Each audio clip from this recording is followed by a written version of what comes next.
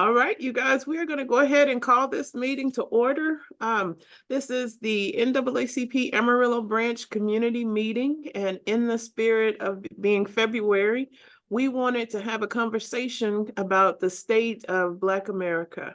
And so today we want to welcome two panelists who are really good friends of mine, and I'm so glad that they agreed to do this in the 9th hour. We have Patrick Miller, who is the assistant principal at San Jacinto Elementary. And we have Pastor Anthony Harris, who is the senior pastor at St. John Baptist Church. So thank you guys for coming on today. Hopefully have some good, thoughtful discussion. And we're just here to learn today. Thank you for the opportunity. Thank you very much. I appreciate it. Glad to be here. Definitely, definitely. So let's just jump right in. We know that during Black History Month, we celebrate the contributions that Black Americans have made to society. And so we kind of study a lot about the history, but we kind of know the history and we know that foundation. So then the question becomes, what about what's going on right now? So the first question that I have is, what do you think are the biggest obstacles facing Black Americans right now? And I'm going to start with you, Pastor Harris, on this one. Well, it's no question or without question, and it should not even be a debate, that the biggest obstacle facing African Americans or Black Americans right now in this country is inequality. When you think about inequality, the list could go on, but just to list a few, when you think about income inequality, housing inequality, medical access to medical inequality, and even education inequality. And so to me, the biggest threat to the African American community is that of inequality. When you think about the fact that African Americans, and for those of you that don't know, I'm kind of a data geek. I know Melody knows this, but I'm always researching, always want to know why things are the way they are. And when I think about inequality, and I think about Blacks in this country, we don't own anything. There used to be a time when we owned and we possess things, but now only 3% of all U.S. businesses in America are Black owned. So we don't own anything. So that's inequality there. When you think about the median household income, for Blacks, it's about $38,000. For our white brothers and sisters, it's about $63,000. So that's a huge gap when it comes to inequality. And in fact, I was reading an article just yesterday, and the article stated that it would take 320 years, based on a 2012 study, for African Americans to be equal to or have equality among whites and Blacks. It would take us 300 years from where we currently are today. So that's a tragedy that I think is here in this country, and it's something that we're really going to have to think about how we change those things. And when I think about the civil rights movement, and even Marcus Garvey once said that people without knowledge of their past history, origin, or culture is like a tree without roots. And when I look at the obstacles that we face today, here as African Americans, so many of our young African Americans have no knowledge of the civil rights struggle and all that in fact, when you think about home ownership, Blacks own less homes today than we did in 1968.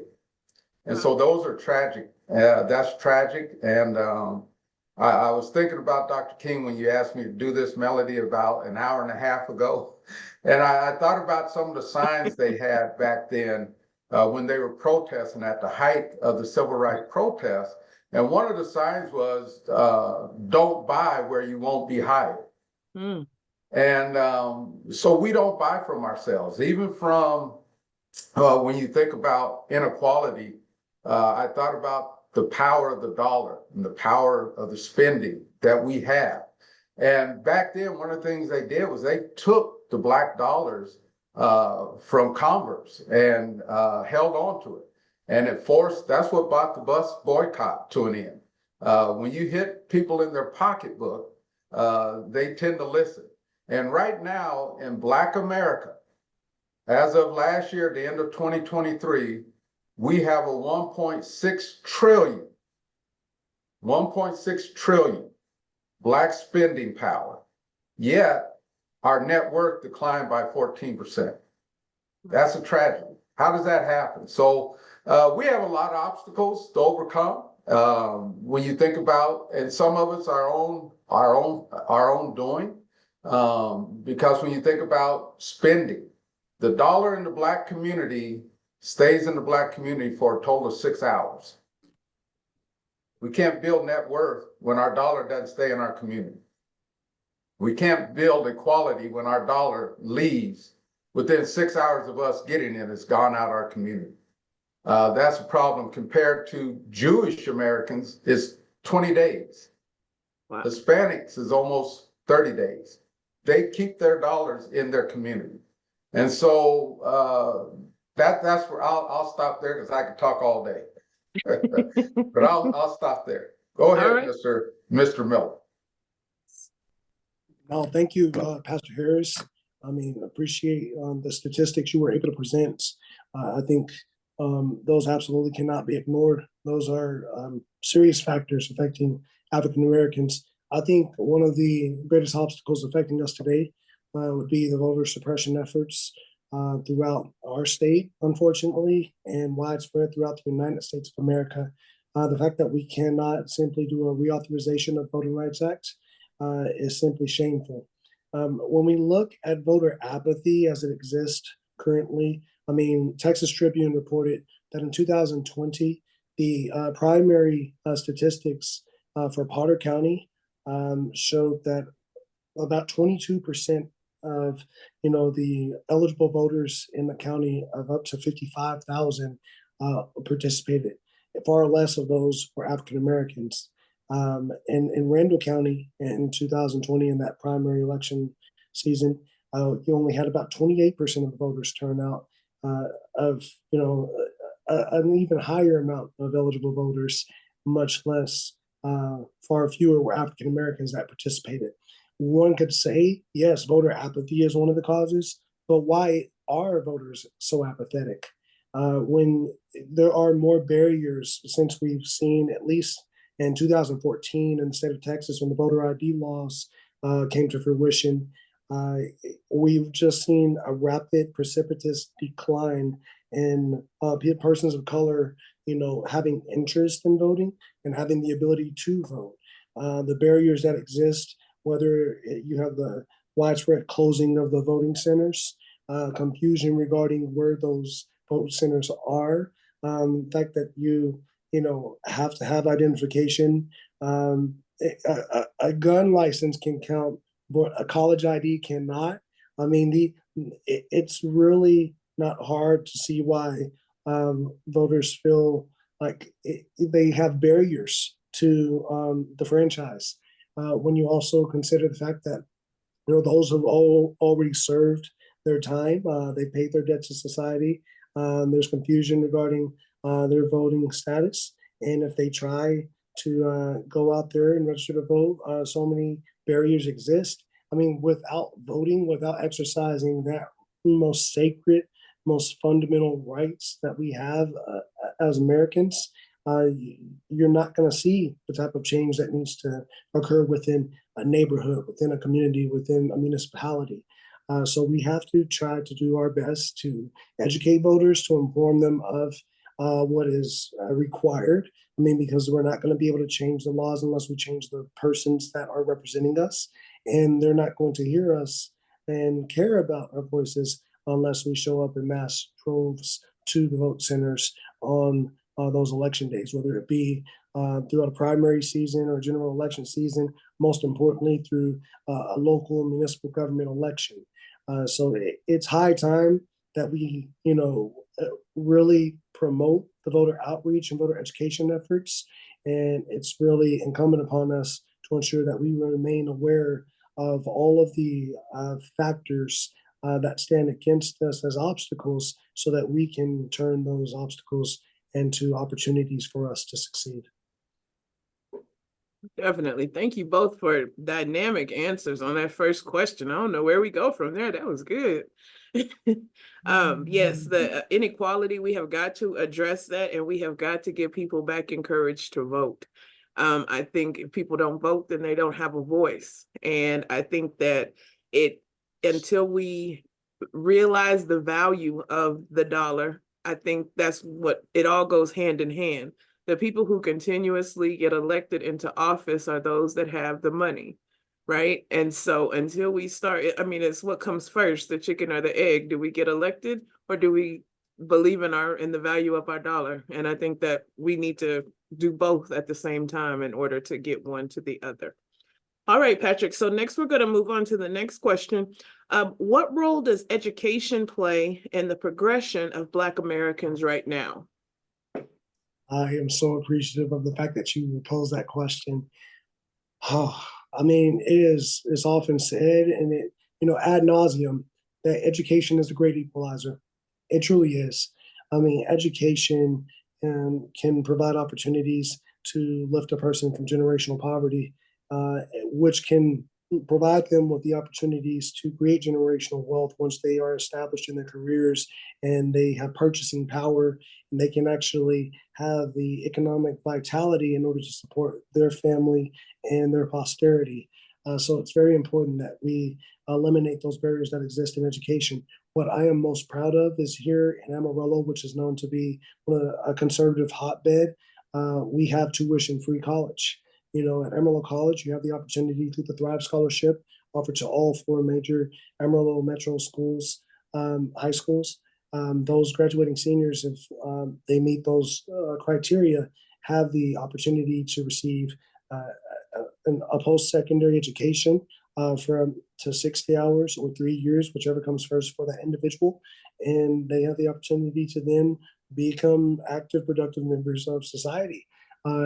Even besides that, we're seeing an expansion of dual credit opportunities, degrees and diplomas opportunities. So you're graduating with your high school diploma concurrently with a college degree. I mean, it's quite fascinating, this interest, this push in education.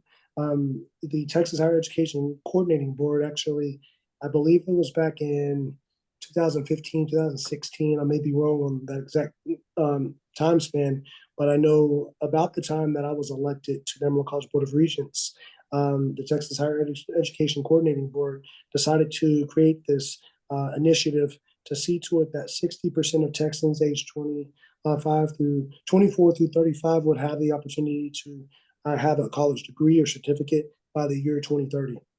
We're making progress towards that.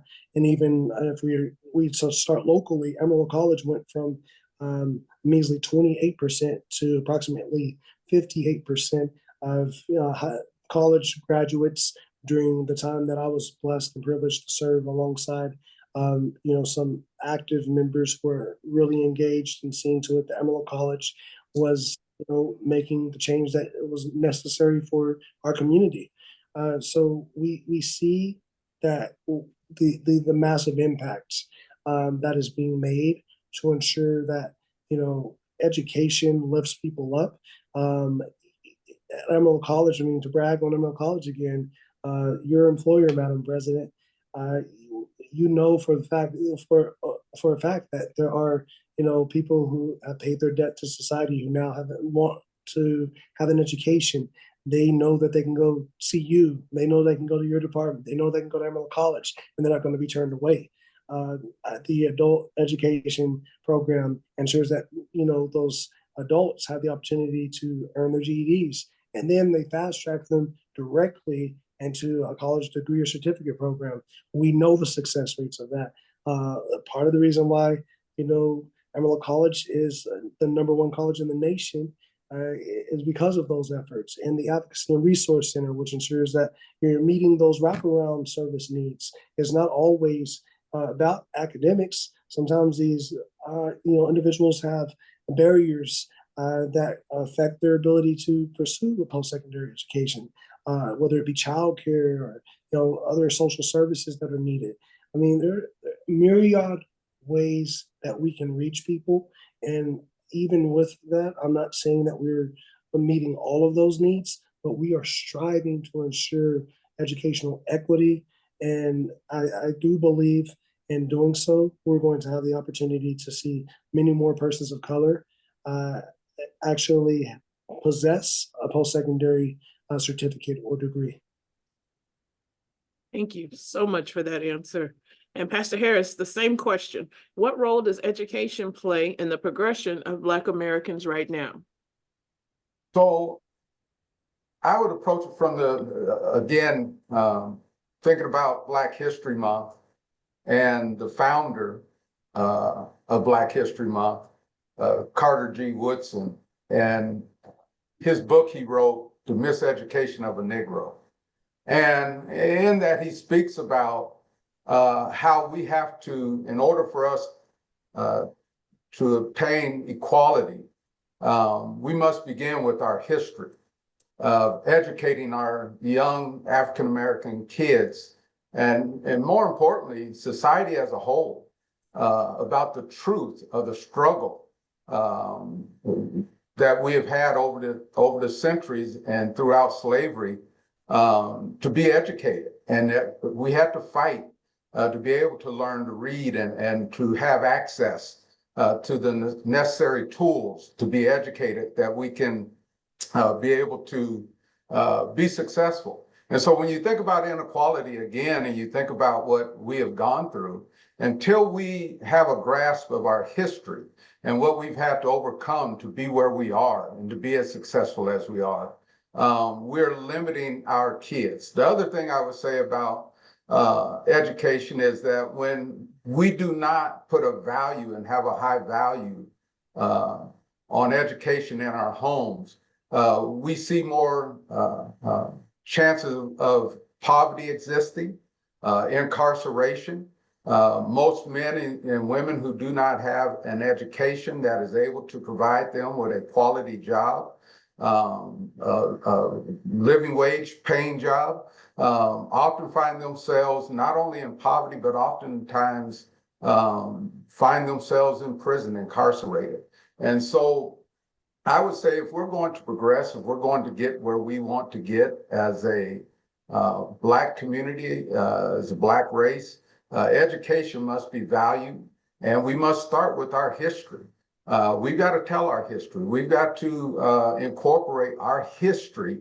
And I think another thing we've got to do is ultimately press our education, nationwide educational system and statewide, that our history needs to be in the history books accurately and not stripped from the history books. Some of the laws that have just been passed in this state has stripped out some of the key elements of our history. And so, again, I go back to what Marcus Garvey said, people who have no knowledge of their origin, their history, their background, they're like a tree without roots. They have nothing to stand on, no foundation. And so I think education is a critical component for us being able to move forward and be able to have access to all the things that other citizens of our country has access to. And so I think that's critical. I think it's important. And I think we have to invest in our children. One of the things I'd also say is I wish we could find a way in our Black communities to invest more so in Head Start type programs in our own community. One of the things, Quasi, I can't think of his last name right now, but he wrote a book, Conspiracy to Destroy Young Black Boys, back in the 70s. And some of the research he did in that book found out that if a child does not have the basic skills of math, reading, and arithmetic by the time they're in the 3rd grade, it's most likely they will not succeed, and most likely they won't even graduate. And so we've got to understand the importance of early childhood development, of getting our kids off of these things here as a babysitter, and get them back in front of a book. If you can't read, it's not likely you're going to be successful doing math or any of the other sciences or any of the other things that are required within our curriculum. So reading, I think we need to really stress that in our Black community again, and get back to the all important thing of getting our kids prepared to be successful and to succeed. Definitely, definitely. Reading is so important. And that's something that even in our community, we don't stress enough. We don't see the little reading houses where the kids can go and get the books and read that. We don't encourage it. And I think that's from the top down. The parents are not encouraging it, whether that's because they're working 2 or 3 jobs trying to make a living or whatever the situation is. But we all need to take that time to sit down and be reading with our kids and letting them develop a love for reading. I was at the Discovery Center last night, and they have an amazing library there of all these different books. And they even show kids like what dyslexia looks like so that they can start to understand that at an early age, that if they're not seeing things correctly, it's not because they're not smart, but they may need some other kind of assistance. And so I think that those types of things are so, so important. Education is so important. But move to the next question.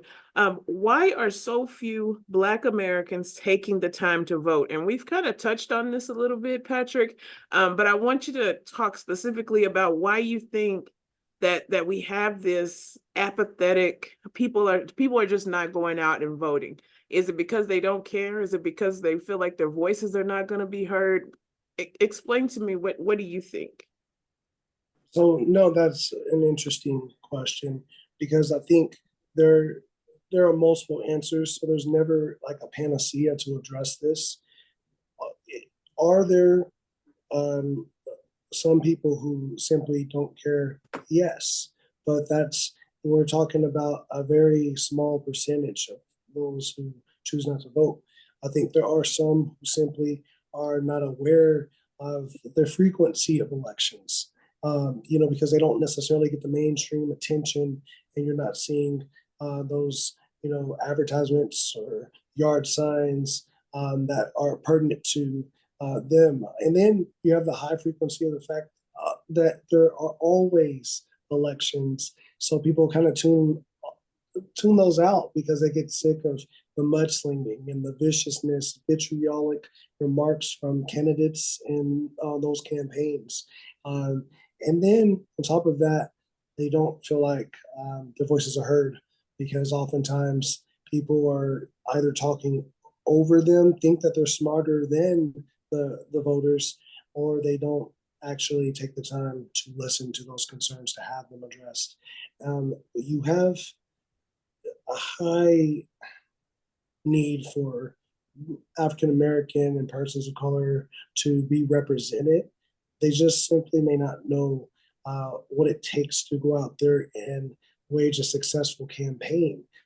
Part of that could be they lack the political, influence. They haven't rubbed shoulders with the quote unquote right people.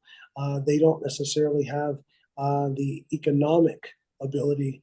A lot of these positions, especially local, we're talking school board, Amarillo College Board of Regents, Amarillo City Council, they're either not paid or they're paid $10 per meeting. The amount of time you have to invest in order to be a faithful public servant is that it equates to having another full-time job. So they don't necessarily have the time or the resources available if they even were to run and if they were to win in order to successfully ensure they are good stewards of that public trust. There's a lot that goes into being able to reach out to persons of color, African Americans specifically. For far too long, politicians only come into a majority African American neighborhoods when it's time for an election, and then they ignore you. And between that time, you hardly ever see them again. And it's not saying that you want that candidate or that incumbent to constantly be in front of you with a political message. Just simply come visit the neighborhood, come simply help with the trash cleanup, simply contribute to that neighborhood's economy by going to a local restaurant and using your purchasing power to help support that small business. I mean, just the basic things that are done throughout, the city or any, majority, Anglo or other ethnicity neighborhood do those same things for the African American community. But when we talk specifically about policy issues, the policy issues get ignored for far too long.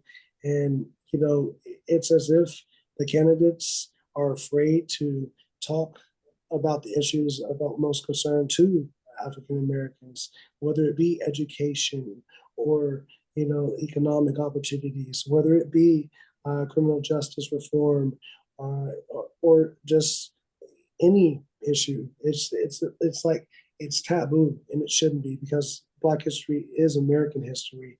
And until we see that our needs are actually being addressed, until we actually know that they're at the forefront of those candidates or those elected officials' minds, I think you're going to continue to see this lacking disparity when it comes to African American voter participation as opposed to any other race.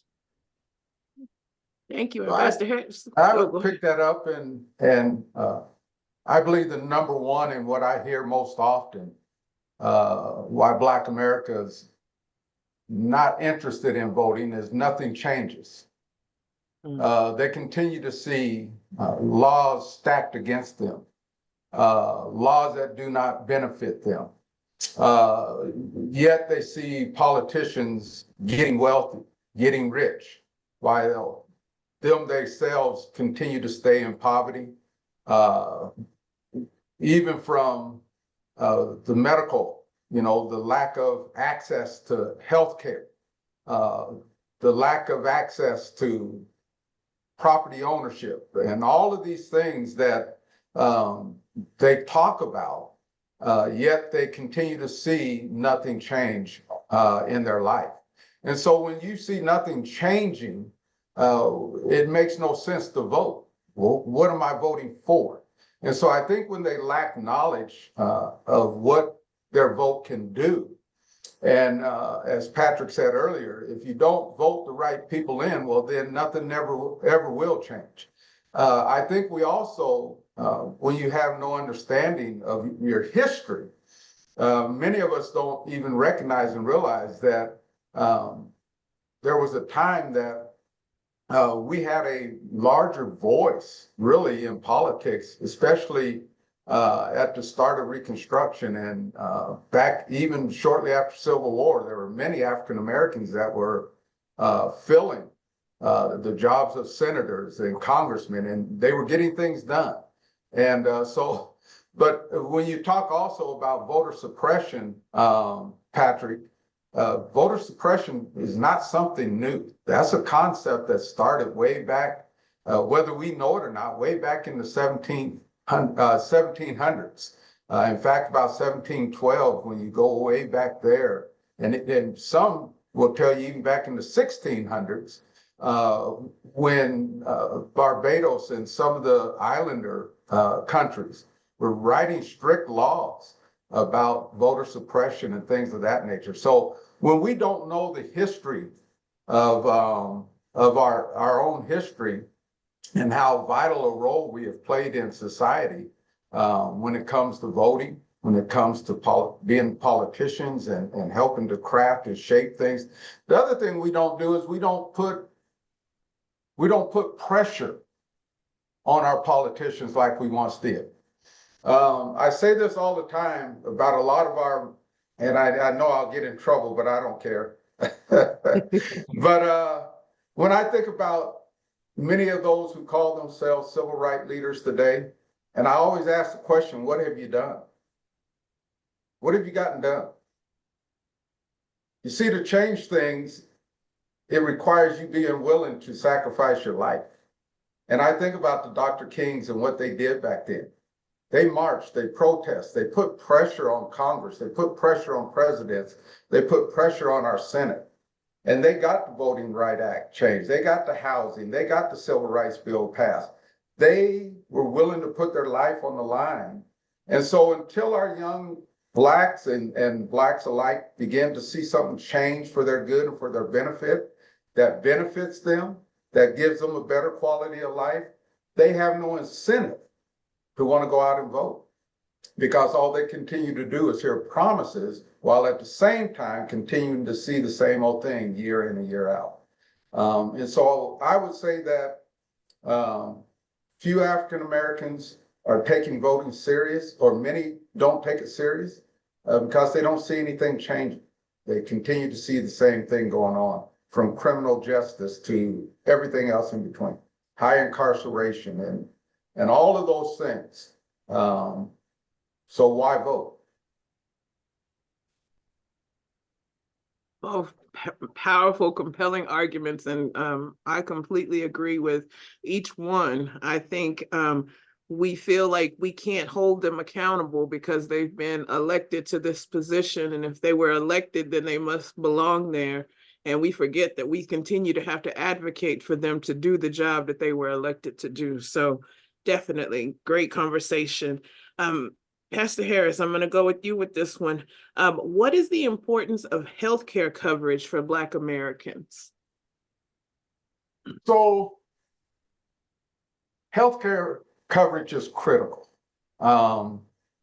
When you lack access to proper medical treatment, and you don't have health care, it causes many other effects or reverberating effect throughout your community. We see a lot of hypertension because we're uneducated, diabetes, a lot of things go on, ailments, sicknesses, when you do not have access to quality health care. And one of the things in the Black community is that we also need to have more education on proper eating, all of those things are attributed. We live in a food desert over here in our Black community, when you think about Amarillo. And so the quality of food when it comes to healthcare, when most of our people have to shop at the dollar store for their food, they're not getting quality. They're not getting what they really need for sustainable and good, healthy living. And so healthcare is critical. I was thinking about it when I saw this question earlier, and I don't know if anyone ever, so my mind is kind of different, I think. And I had a doctor's appointment the other day, and on my way there, I passed several urgent care facilities along Sansi, Western, Vale, what's the other one? There by the hospital. Anyway, I passed several of them, but I got to thinking, where are the healthcare facilities or urgent cares in our community? Yeah, and so I think about all these things. I think about our access and ability to have proper health care. And then for many, it's not even affordable. You know, many of our Blacks can't even afford health care unless their job provides it for them. And so when you have that, then you start producing babies and kids that are growing up without adequate health care, without adequate things they need to grow up healthy and strong, a lack of knowledge. And so again, healthcare is something that we're going to have to do better. We've got to educate. And I think doing things like this, and I think it would be wise for the NAACP to start doing monthly or quarterly type workshops of educating the Black community on the value and importance of healthcare. But I also will say this about our healthcare, and we need to encourage, and kind of going back to the education, we need more African Americans become doctors, nurses, and getting into the medical field. Because right now across this country, we have a large swath of Black Americans that just don't trust the medical system. They don't trust that the doctors are going to provide for them the quality health coverage they need, or give them the right information and give them the right diagnosis. And so we've got to become educated ourselves when it comes to our bodies. We got to know our bodies. We got to know signs and symptoms, and not just rely on someone else to tell us, but we need to have some awareness of our own health issues as well. So I will leave it at that.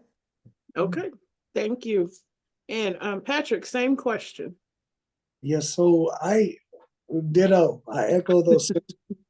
I'm trying to figure out how to answer that without sounding like, you know, it's a direct replication or duplication of those responses. Texas leads the entire nation in a statistic that we should be embarrassed by. Texas leads the nation in the most uninsured Americans. Mm-hmm. The most uninsured Americans live in the great state of Texas, home to over 30 million Texans. We should be ashamed by that. When we go deeper into that, vast majority of those Americans, vast majority of those Texans are persons of color, African Americans. And we find ourselves at a crossroads where if we do not do what we need to address this issue, many more people will have health ailments and long-term diseases that could have been prevented. We're going to have a continued increase in infant mortality rates, in maternal mortality rates, and we are just going to see a further,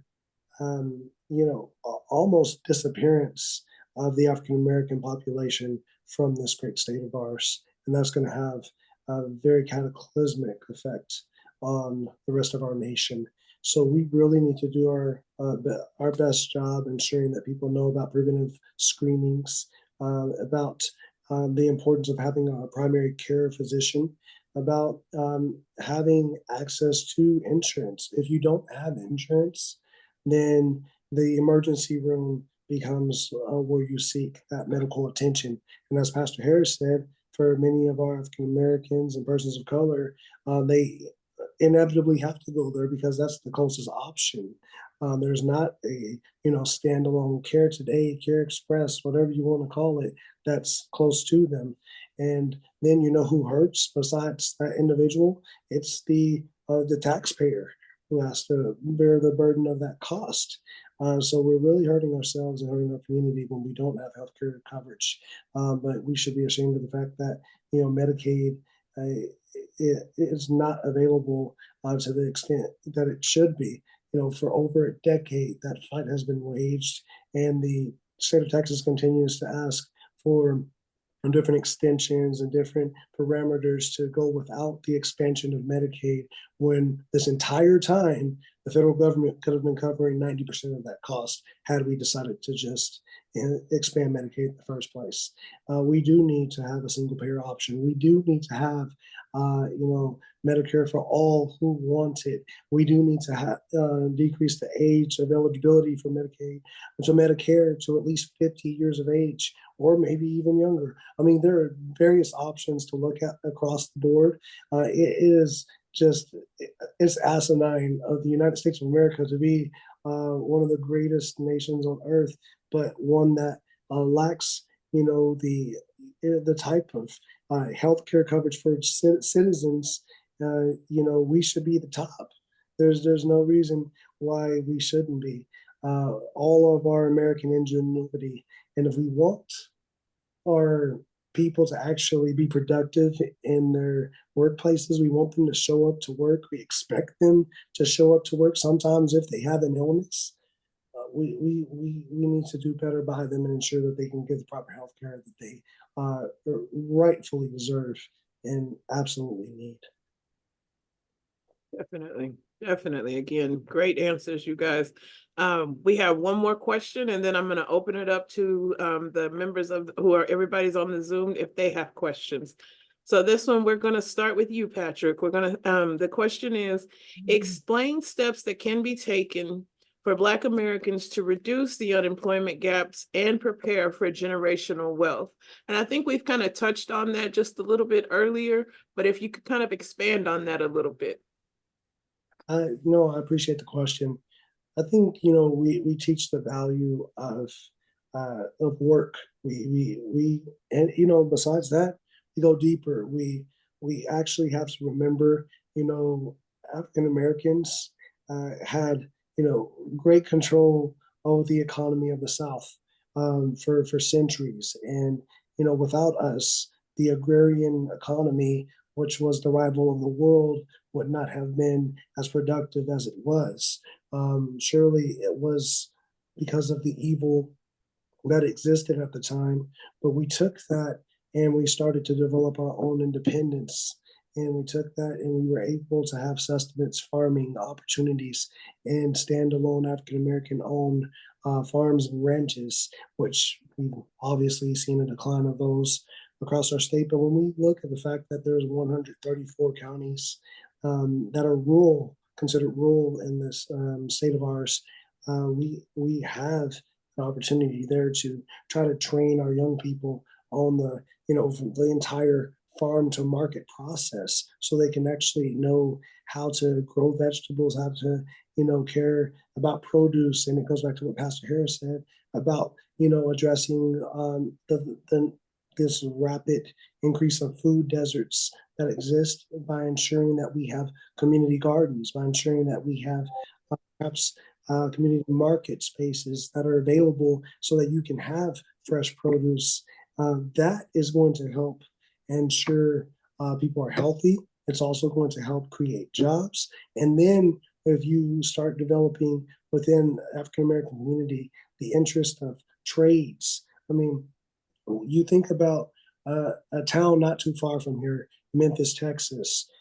They're down to one of their last couple of tradespeople, and once they retire, once they die, that town doesn't have anyone within Memphis to actually help serve them when it comes to HVAC or plumbing. So these are, we're seeing as the baby boomers are retiring, the generation behind them is deciding to go an alternate way.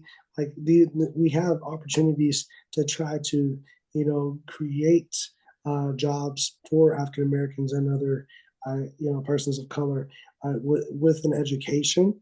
There's an opportunity then to not only own that business, but to know how to expand that business and to actually manage it in a way to where perhaps you have some, Fortune 500 companies come out of it. African Americans are resilient, but we have far too often in this country not been permitted the access to those bank loans, to the incentives offered to other corporations who come into your town, your city, your community. They haven't got the tax abatements. They've been able to truly what everybody claims to do. African American owned businesses and entrepreneurs have actually had to pull themselves up by their bootstraps in order to succeed. It shouldn't be that way. It often is that way. But if we continue to just increase the awareness of our own might and use our own will, we're going to see that we can break through some of those barriers and have the economic access, which is going to result in generational wealth among the African American community. So I would, I love this question. I love this question. Three key things that African Americans must do if we're going to achieve generational wealth and shorten or do away with unemployment or close the unemployment gap. Three things we've got to do and do it today. Number one, educate our children. Education is the springboard that gets you out of poverty. It allows you to have employable work, and it's the stepping stone for building generational wealth. The second one is to create our own jobs. We got to hire our own people. We got to create our own jobs. We got to support our own businesses. That's number three. So those three things have to happen simultaneously. Educate our children, create our own jobs, and buy from our own businesses. I said to you earlier that the dollar in the Black community stays in the Black community for 6 hours. And so even when we do buy from our Black-owned businesses, the money does not stay in our community. And so when you don't have money in your community, there's no chance for upward mobility or an opportunity for generational wealth to begin to be sustainable within your community. The other thing is educate on how economics work, the investing in home. Generational wealth, most have obtained that through land ownership, home ownership. That's one of the first steps, the generational wealth, and being able to pass that home on down to generation after generation. Right now, currently in America, 73% of whites are homeowners. Only 46% of Blacks are homeowners. And so there again, we're seeing this inequality and a huge disparity in generational wealth, or the ability to obtain generational wealth, versus those who do not lack or have that opportunity. And so we've got to start our own businesses. We got to invest in entrepreneurial thinking. We got to invest in, and here's another thing. Every time we do, instead of selling, we've got to hold on to our businesses. You think about the BETs and some of those that were started, Ebony, Jet. Some of you may not know what Ebony and Jet is, but we start these things, we get it, and then the big businesses, those who have the money, come and buy out, and we sell out. We sell for the dollar bill. Rather than continuing to hire our own. You think about Jet and Ebony, the writers were Black, so employment. The photographers were Black, employment. The editors were Black, employment. And again, we oftentimes shoot ourselves in our own foot.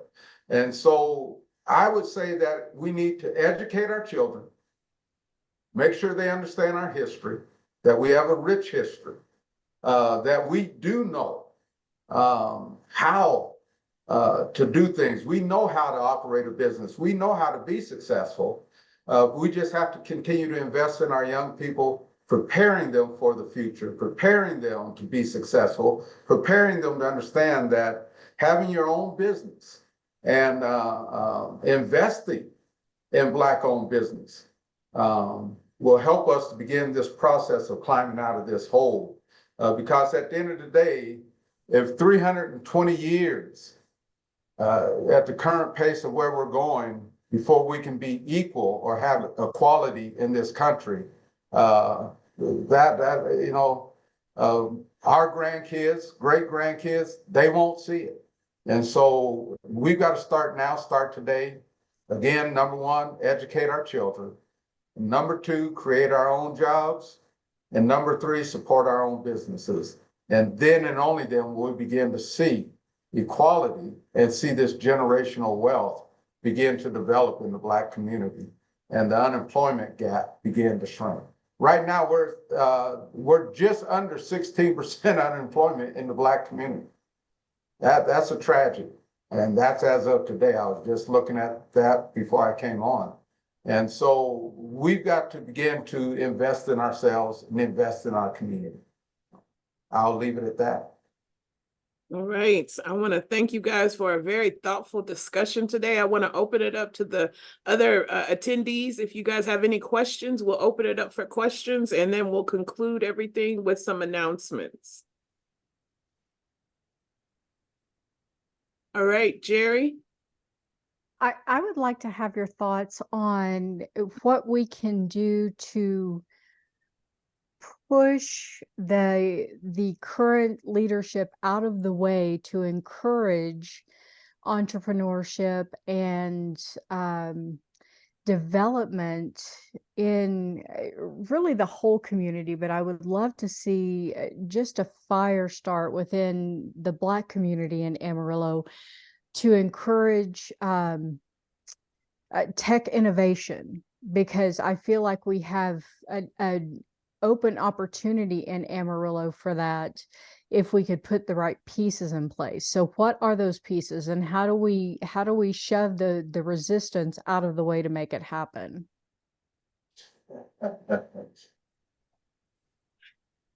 Pastor Harris, go first. Well, Because I'm subtle. yeah, no, well, I'm not, so. I've said this before, Melody knows how I feel. Until our Black community decides to come together and put aside differences, put aside who's the leader, who's going to lead these efforts, until we can get behind our current leaders and support them, like the NAACP, until we can do some of those things, we're going to continue to have this struggle. But the other is, too often I see in our Black community too, is I've got mine, you get yours. And so until we can be also honest about where we are, and the plight we currently face as a Black community, and not be concerned about who's leading the efforts, but if it's right, get behind the effort. Till we value education, till we see the conditions of where we are currently in our communities and address those conditions, then we'll continue down this road of destruction and self-destruction. And so we've really got to set aside our egos, our pride, and get behind those who are currently in leadership. And let's have a brainstorming session of what can we do? What steps can we take? As I just said a moment ago, if we don't value the education and when that our children need in order to be successful, and if we don't invest in that, why aren't we investing in early childhood development on this side of town? Why aren't we investing in I said it earlier, now I can't think, the Head Start programs? Why don't we have one over here currently in the Black community? What are we doing to empower people?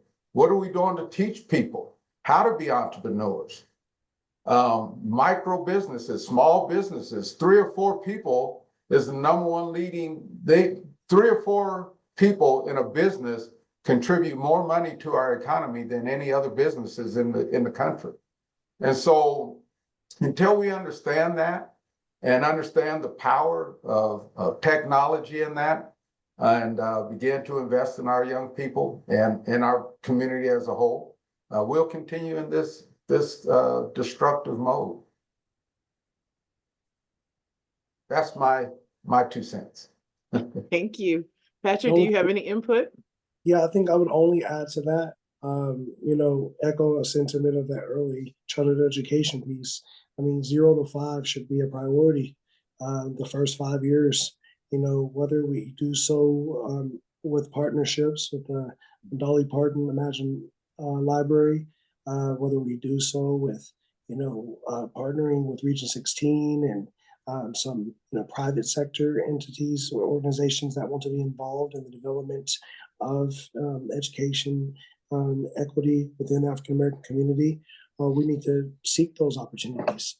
We need to make sure that we have basic keyboarding classes and technology classes offered within the African American community. Work with the Amarillo Area Foundation and AT&T, who continue to partner to ensure that broadband devices are available, so the broadband technology is there, but then to work with those who will navigate the community and ensure that people are educated on how to use the technology that they will now possess. We need to ensure that we have rezoning within North Heights, for instance, because without rezoning, you're not going to be able to have specific areas for basic life activities to live, work, and play in designated areas without, any fear for any, pollution or any harm that could come your way. That should be prioritized. It's really embarrassing that you have the Charles E. Wofford Activity Center, thanks to the city council deciding that they want to prioritize the dollar as opposed to prioritizing the people, the community that is supposed to be served, the youth that we, give all the blame to for the wrongs going on right now. They don't have a safe place to go because they cannot afford to go there. And it's not because of the employees there, it's not because of their, it's not due to their, any lack of effort on their part. But if the city council and under current city management, if they refuse to address that issue, then the community is not going to have access to the community center that it needs. I mean, there are multiple reasons why we have these issues, but I think it, boils down to what Pastor Harris says. We have to increase in education, and we have to get past our pride, get past the egos, and just care about the end result. Thank you both for that. Are there any other questions?